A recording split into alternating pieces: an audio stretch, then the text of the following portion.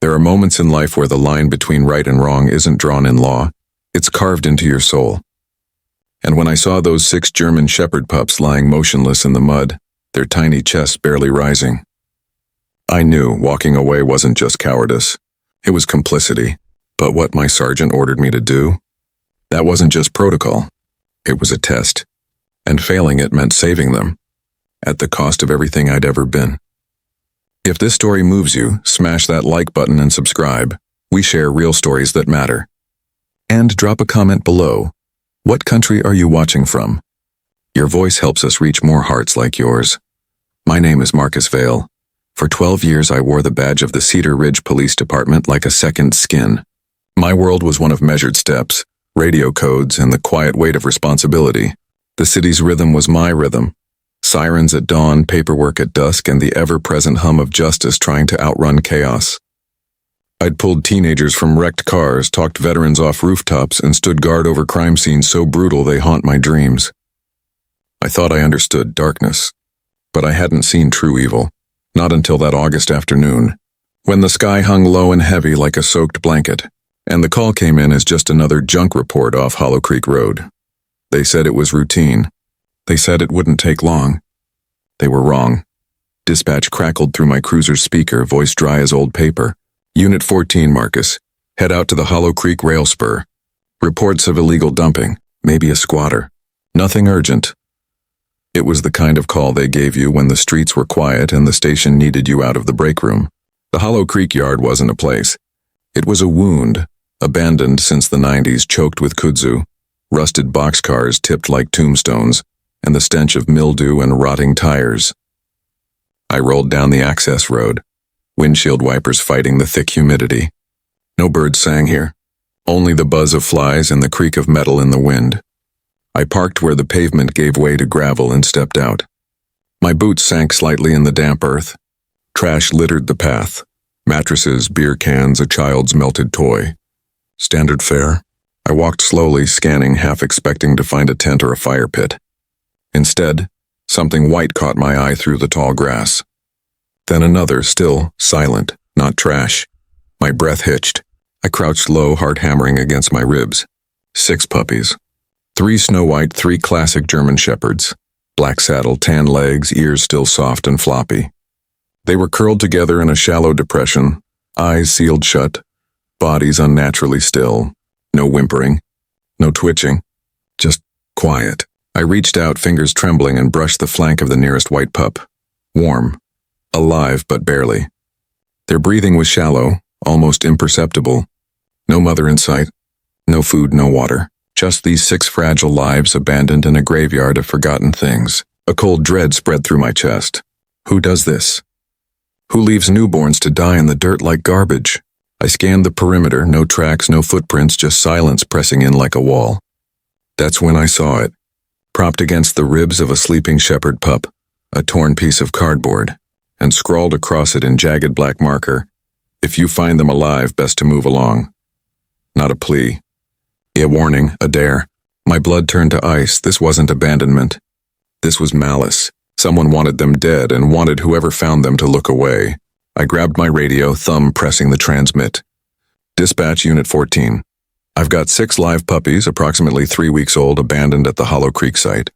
There's a note, says to move along. I believe they've been poisoned. Static. Then Sergeant Briggs' voice, weary and sharp. Poisoned?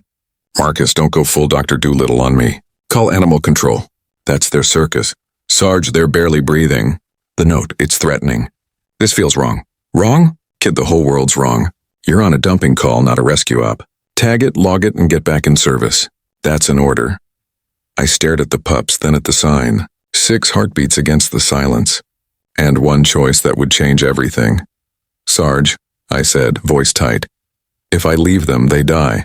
Within hours. Then that's nature's call, not yours, he snapped. Animal control's backed up till Thursday. You think you're the first cop to find dumped dogs? Follow procedure, Vale, or you'll be the last cop they let near a radio. The line went dead. I stood there, sweat stinging my eyes, the weight of my badge suddenly heavy as lead. On one side, my career, my oath, the chain of command.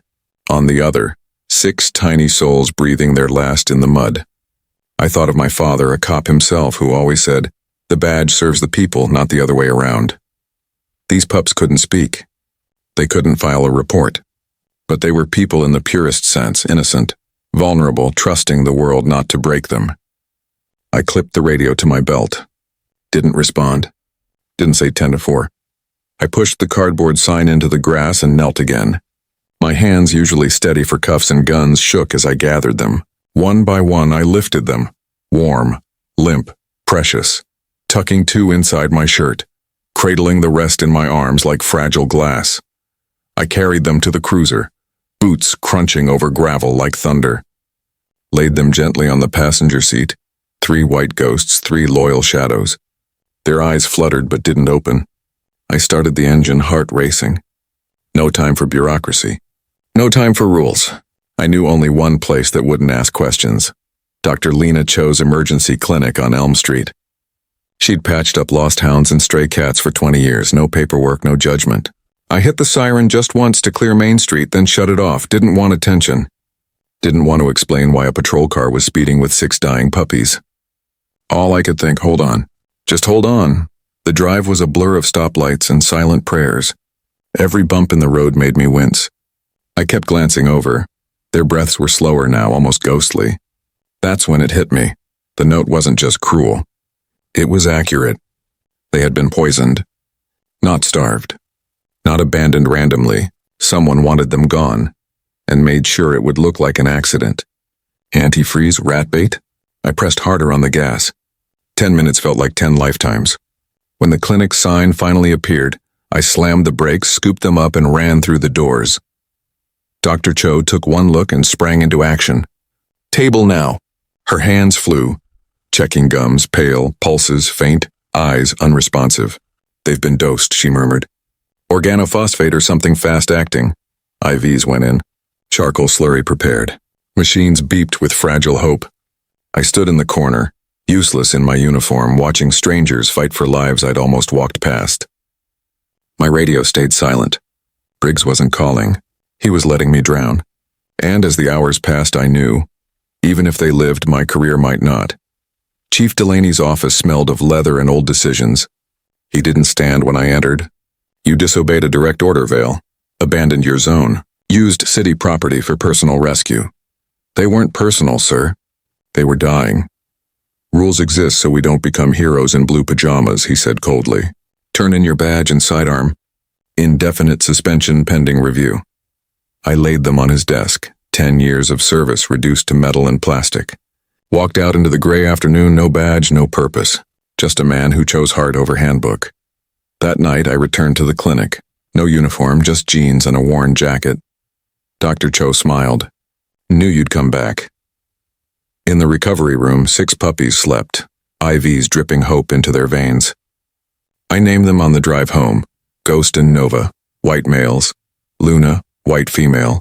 Ranger, Coda, and Sable, shepherds. My apartment became chaos, chewed shoes, puddles, midnight cries.